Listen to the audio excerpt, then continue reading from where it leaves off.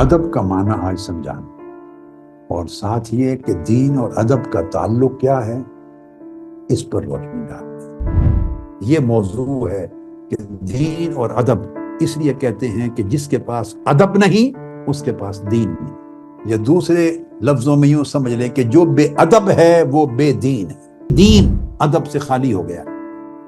YouTube اور social media نے جنازہ نکال دیا ہے آداب کا، ویلیوز کا، اخلاق کا۔ میں یہ جملہ آج بھی سن نہیں سکتا، یار کا لفظ،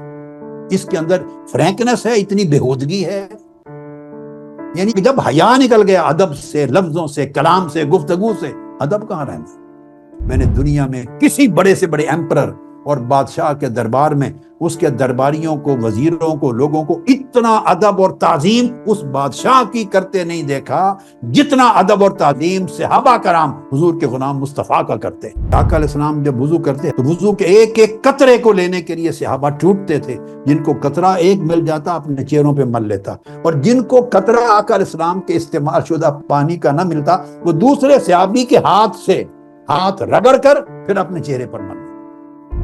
جس بندے کے پاس پہلے ادب نہیں ہے اس کا علم اس کے لیے سانپ بن جائے گا، ادب کے بغیر علم اژدہا بن جائے گا، سانپ بن جائے گا، ڈسے گا۔